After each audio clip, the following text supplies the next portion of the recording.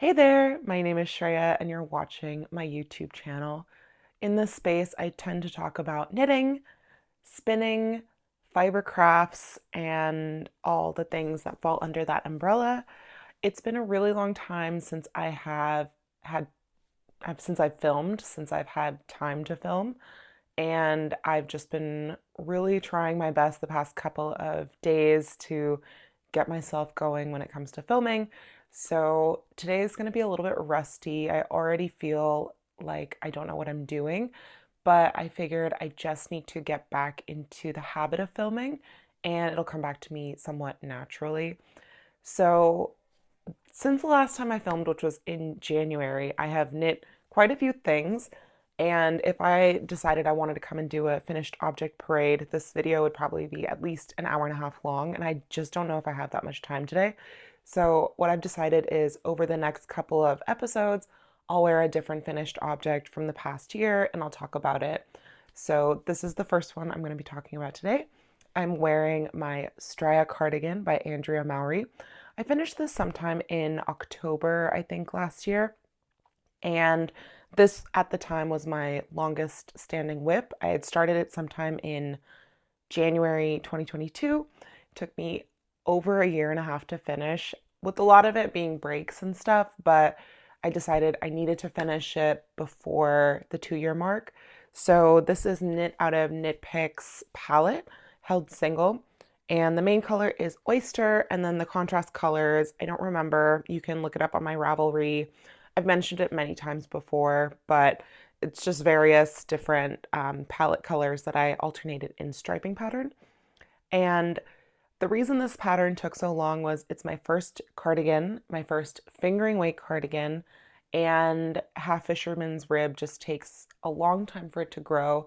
And I did add length to the body, I added length to the sleeves, so naturally it's going to just take a while. And when it's like your first of all those things, you kind of just feel daunted by the experience. I think that if I had done a cardigan, I would have picked something maybe a little bit thicker, a little bit more straightforward. But this one, now that it's done, I really love it. The thing about palette yarn for me is that it has pilled quite a bit. So in the underarm specifically, I have a lot of pilling going on. I think I've depilled it once or twice, but I'm due to depill all of my stuff for the winter. So I'll probably get to that, and it's just what happens when you have really soft garments. The wool just naturally has a tendency to pill. Palette is kind of loosely, it's a 2-ply, but it's not like a super tight 2-ply. So it's natural that there's a little bit of air and loftiness that'll add to the pill factor. So that's this. I really love it. It is something that I tend to layer over a lot of different things. The sleeves itself are not like the most loose, but I do feel like there's still enough ease in it where I can just layer it over shirts, dresses, and it's not overly bulky. So that is my Stria cardigan. And now I'm going to just go ahead and talk about what I've been working on lately. I'll start with a really small finished object that I just finished last night. These are a pair of toddler socks. The pattern is in testing right now for Aimee's shirt, but I believe it's called the cafe socks. And I just knit the toddler size. I knit it for my child, who is about almost 10 months old already, but this won't fit him because he still has kind of small feet, since these are rather long. For the foot, I tried to put it on him and I think his foot ended like somewhere here. So like all the toe was just flapping around. I used a 2-ply fingering weight yarn for the main color. It was like a leftover from another project I did this year. It's like this lovely, like soft green color. And it has like a little bit of blue speckling, which my friend let me know that that was because the dye broke. So yeah, it's fine. It's fine because it's for socks and I don't really care. But when I got 2 skeins of this project initially, and one skein had like these, I don't know if you can see it, but they had these blue speckles on it. And the other skein was kind of evenly balanced throughout.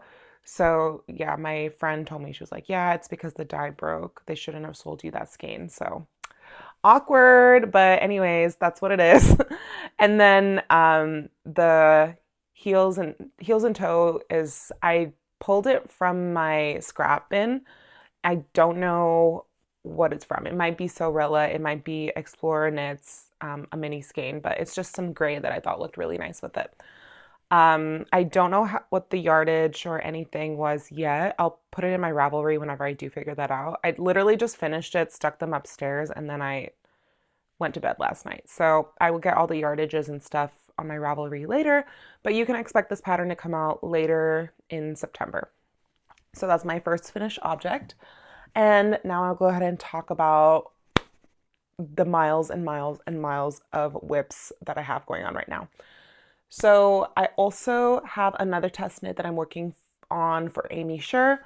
I test knit for Aimee Sher often. I previously was a Ko-Fi, and now I support them on their website directly.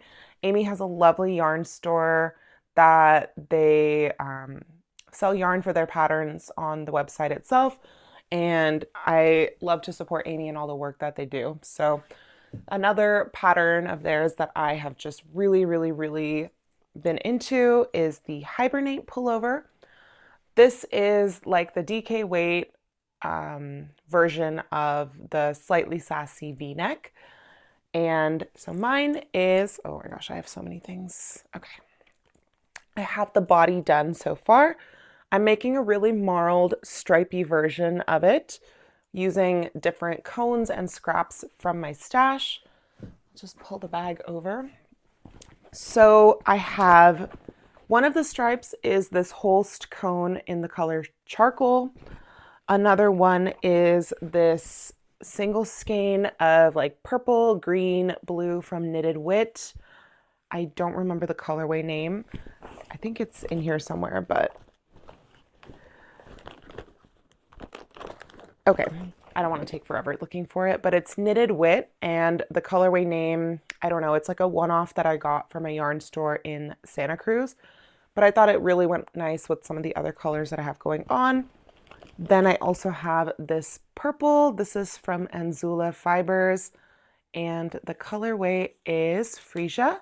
This one is an 80% superwash merino, 10% cashmere, 10% nylon, and it's like, I wouldn't say it's a tonal, it's more like a variegated because of how the purple kind of comes in different saturations. And then I also have another cone. This one is from Woolly Knit. This is a merino cone in the shade Plata. So this is a leftover from one of my friends' Calm Down cardigans. We decided to swap our cones when we finished our Calm Down cardigans. So this is a leftover from that, and I'm using that to stripe in this one as well. So I finished the body, the striping order. So the top one I started with was Plata. Then I went to the Anzula. Then I went to the Knitted Wit, and then I went to the Holst cone. And then this is like the main thing that I should talk about first, actually. I'm holding it with one strand of mohair throughout. So this mohair is a cone that I got from an estate sale, and it's a giant cone. Actually, I'm gonna go grab it really quick.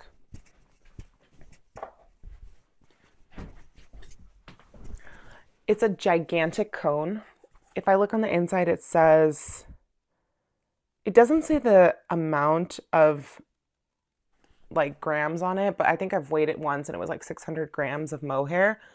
If you look at the thread itself, the core doesn't really look like a silk core, and when I pull it, it doesn't break like how some of my other silk mohair does. It kind of feels like more plasticky and nylon. I gotta say, my knitting experience with this cone has been not the greatest. I will probably be destashing or giving this away to my friends once I finish this project because I cannot see myself knitting with this again.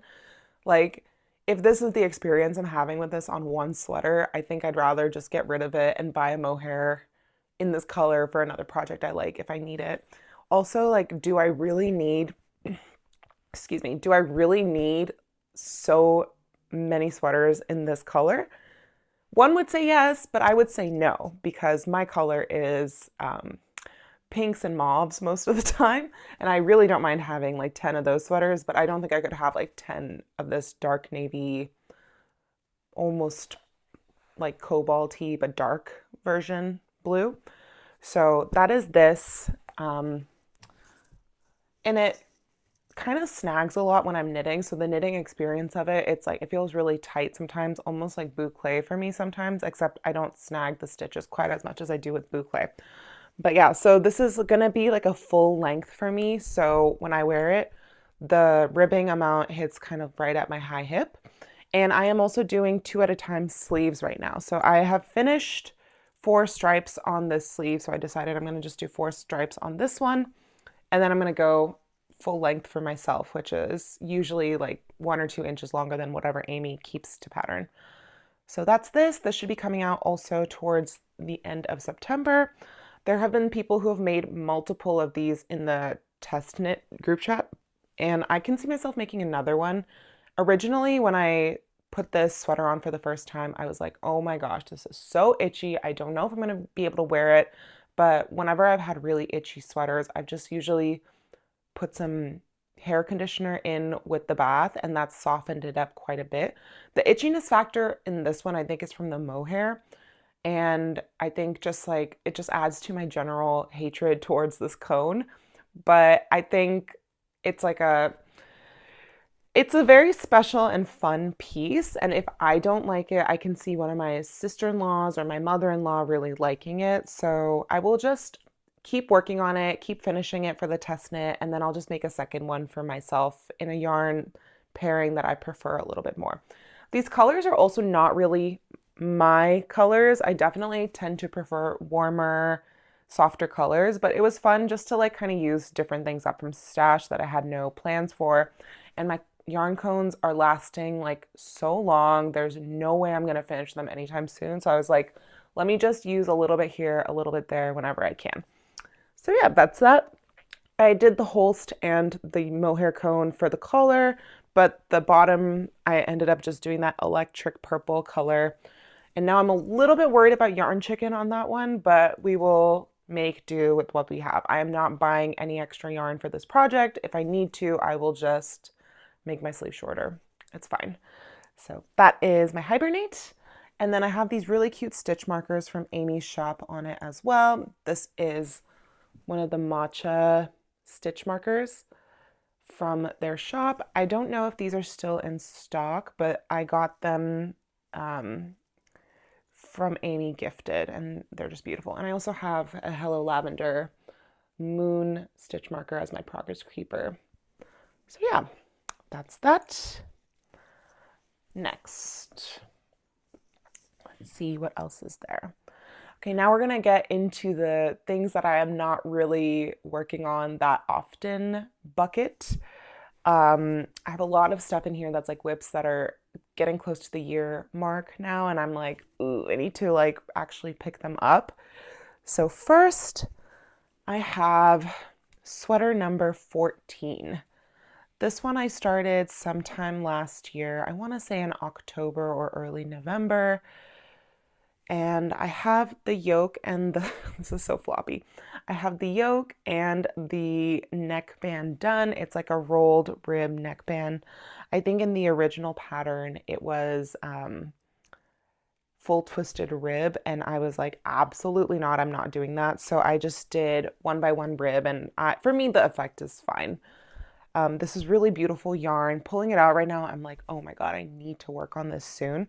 The yarn that I'm using is, and I have a hair clip to clip my mohair because I started working on the collar and the mohair was just flopping everywhere, but I didn't want to pull it off the body.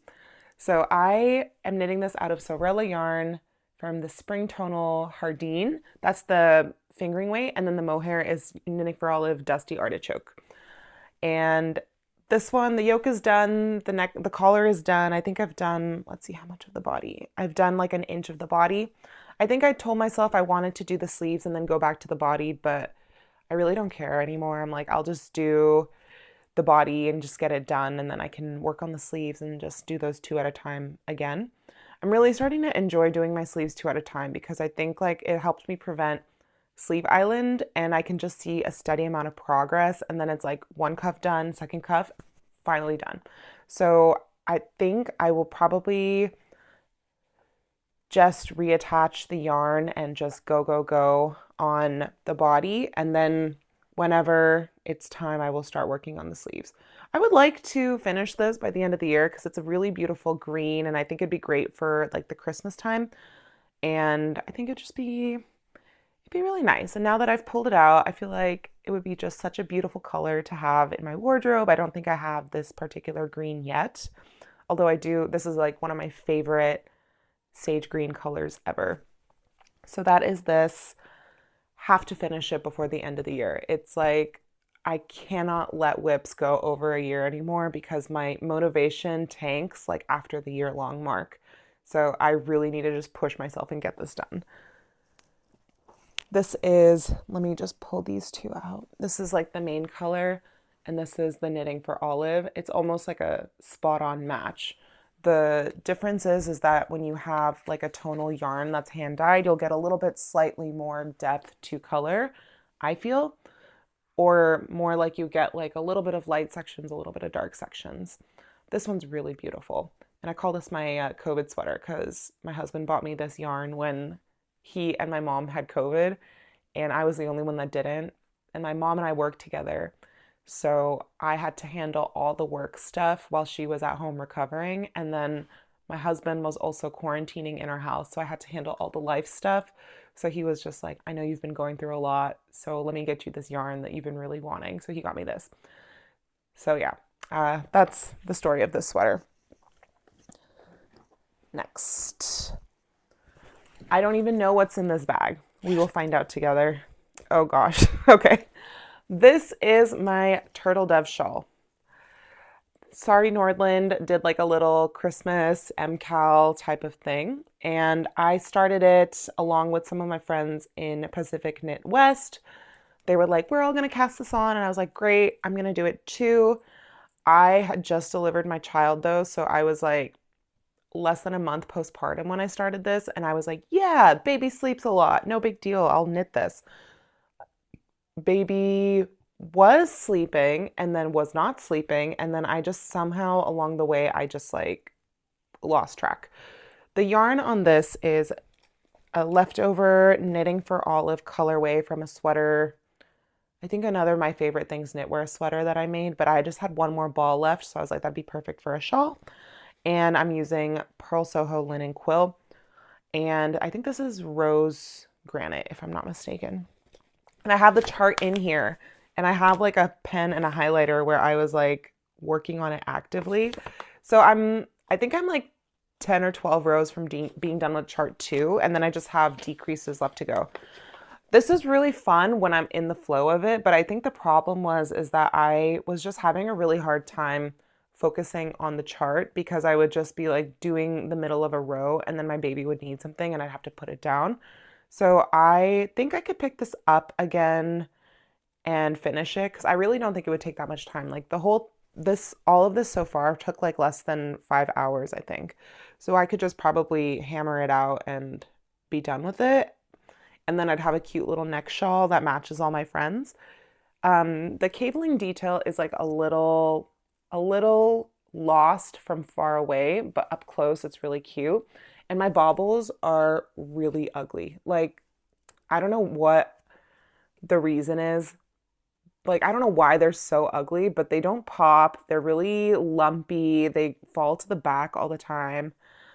So I don't know. Maybe this type of bobbling technique is not for me, but whatever. This one is another one where I'm like, I just need to finish it. I just need to put my head down, work on it, get it done, and then I can have one less whip going into 2025. So that's this. This is like a good whip reevaluation for me as well, because now I feel like, okay, this is manageable, this is manageable, this is not manageable, but it keeps me on track so I don't impulse cast on things all too often. So the next one that I have is one that I actually just cast on recently because it's another test knit. I am literally only like 6 rows into the collar, but this is the Wayfarer Raglan 2.0. I'm using knitted in yarn. So this is like a natural black color. I think it is Trada. If I'm saying that wrong, feel free to correct me in the comments, but it has like a lovely natural gray black with a little bit of like white heathering throughout from like the sheep's wool. And I've just done the collar. I'm going to be doing a mock neck, so it'll be about 4.5 inches. And then I get into the raglan portion of it. The Wayfarer raglan is like a very simple raglan construction, pretty seamless. I think there are short rows.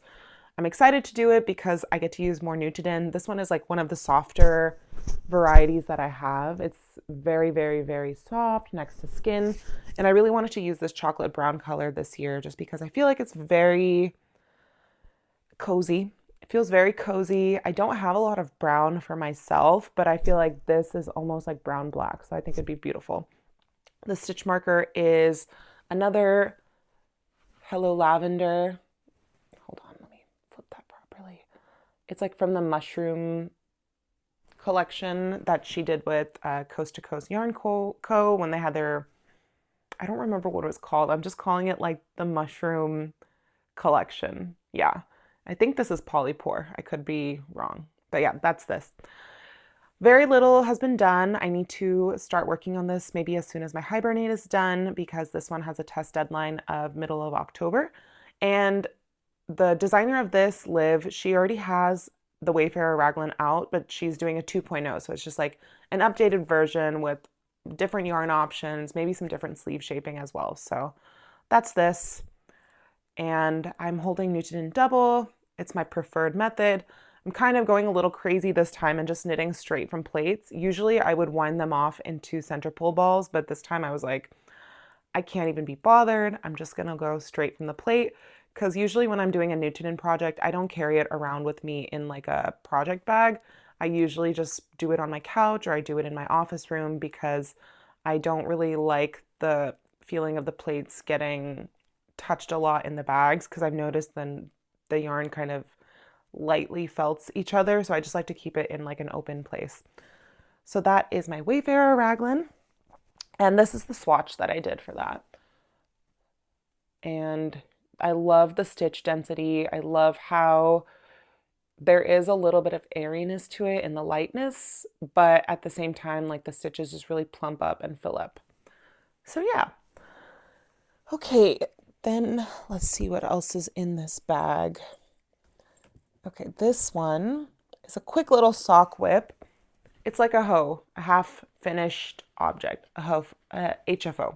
So this is a vanilla stripey sock that I knit out of Nomadic yarns. And the whole thing just fell on the ground. Oops. So this is Nomadic yarn. And the colorway is Pillow Fight. This is on their twisty sock base. 400 yards per 100 grams, 80% superwash nylon.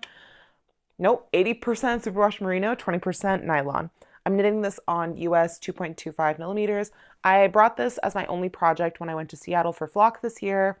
I have not cast on the second one yet because test knitting and stuff came up, but it's super cute. Self-striping socks are really fun. I did a shadow wrap heel.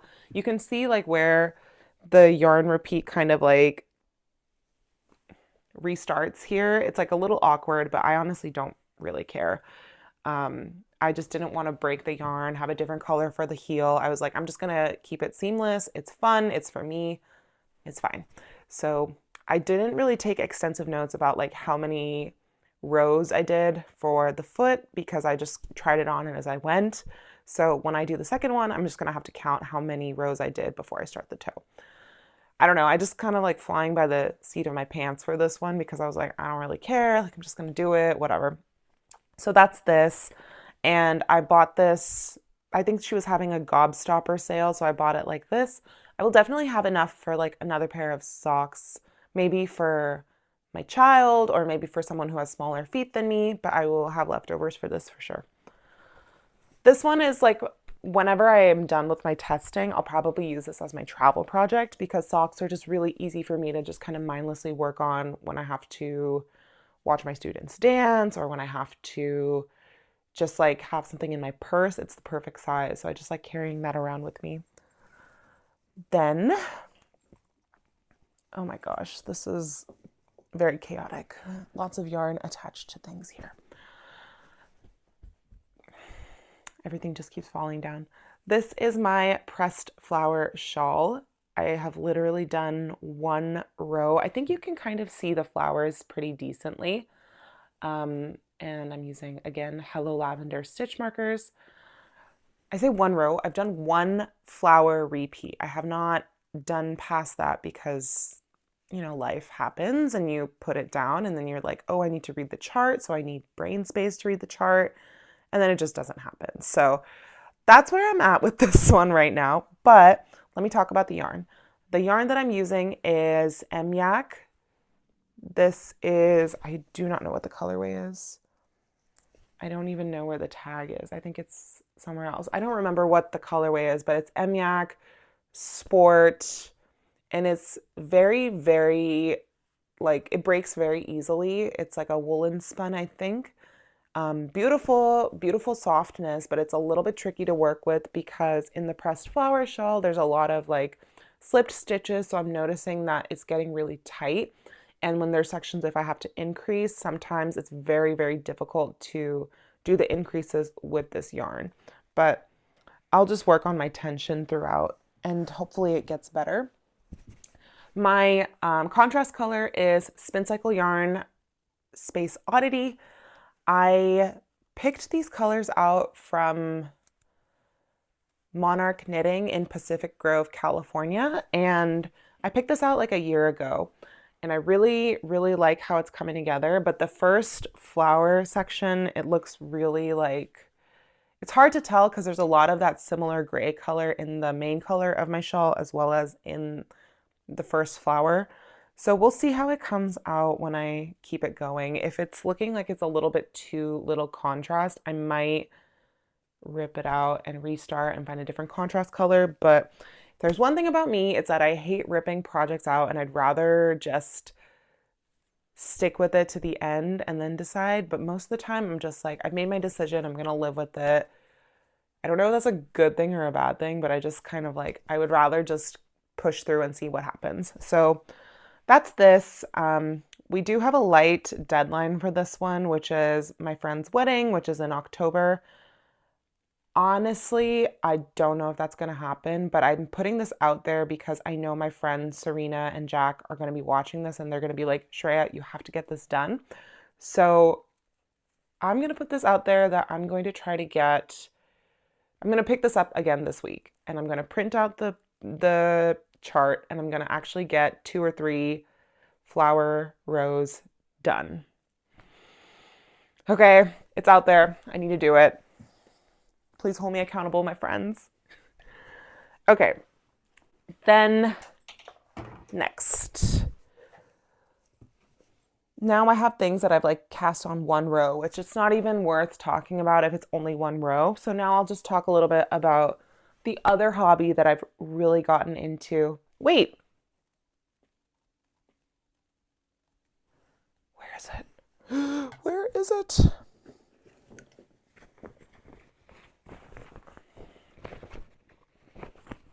Oh, here it is. This is my Prism Blanket. Okay, that's the back side. This is the front. Prism Blanket. Where did my tessellated go? It's not in here. Okay, forget it. My tessellated vest is somewhere. I don't know exactly where I put it. I'll probably find it as soon as I finish recording. Ugh, that was such a moment where I was like, oh my gosh, I'm on such a roll, and then I like get derailed by one thing. Okay, let's just focus, take a breath. Prism Blanket, Purl Soho using good wool. I could not tell you the colors. They'll be on my Ravelry, but it's one of the bundles from Purl Soho itself. I started the second square and I got into a groove and then I made the mistake of putting this away and now I'm no longer in the groove. So I'll need to just pick this up and do it. The squares are like actually so easy and so intuitive once you get in the groove of it. I think it's probably similar to the Laura Penrose Sweet Shop blanket and the Stella quilt cushion. It's just really easy to do once you're like in the groove of it. But since I have put it down, I've kind of forgotten what the instruction of what I have to do actually is. This is a long-term project. I don't expect to be done with this year. I don't expect to even be done with it next year, but I think it'd be nice to just have this done because the blanket yarn does take up a bit of space. So that is my Prism blanket. I don't know where my tessellated vest is. I've done the ribbing and I've done like 2 or 3 pattern repeats. So it's like this much is done. And I think it's like in my whip basket, but I don't want to go over there right now and pull it all out because there's a lot of bags and stuff involved. So that's somewhere else. Now I'll just talk about like spinning. I have been spinning quite a bit recently. I do drop spindle, I do support spindle now, and I have a wheel. Oh my God, this is my biggest hater right now, this one vine. I have a wheel, a Lendrum double treadle, which I purchased secondhand from Ravelry. And then I also have an Ashford e-spinner. So I have really gotten into spinning since in the past year. Like I think I got my Ashford, that was the first thing I got was my e-spinner in December. I had a really, really tough learning curve with that because I went from like not even knowing how to draft to just having an e-spinner and it was like sucking in my fibers super fast. And I was like, ooh, I'm struggling. And I put it away for a little bit and then I came back to it. But then my friends were like, maybe you should try drop spindle. So then I got a Turkish spindle. And I have a couple Turkish spindles. I have a couple drop spindles now, but oh, my child's awake. Okay, I'm gonna finish this really quick. So this is a drop spindle from Snyder. I have a cute little turtle. I'm spinning some Polworth from Jakira Farms. And this is going to become like a traveler spin. So this is some Rambouillet, this is Polworth. I'm just doing a combo spin on drop Turkish spindles. And then the other one that I have going, it's just a sample that I was just like, I'm gonna just play with it. This is Rambouillet from Nest Fiber Club, and this is a Bosworth drop spindle. And I got this also from Ravelry, secondhand. This one is just really fun. I'm just kind of doing a quick little fractal. It's not even a fractal, I'm just spinning it end to end, and I have like another strip of fiber left in here. I have some finished skeins of yarn that I can show next time. I have some spinning plans that I'd love to show and talk about, but my child is awake and I think it's time to wrap this up. So I hope you enjoyed today's episode. I'm sorry it's all over the place. I'm not going to be editing. I'm just going to put it up. So if you see some craziness that's happening today, if you don't understand what I'm saying, I'm happy to clarify in the comments and I will try to make my description as detailed as possible. Thanks so much for watching. I hope I won't be, I hope I'll post again in less than 8 months. Yeah, I'm trying to get into a schedule again. I really want to be active on YouTube once again. It was really fun for me when I was there before. So yeah, thank you for watching. I'll see you in the next one. Bye.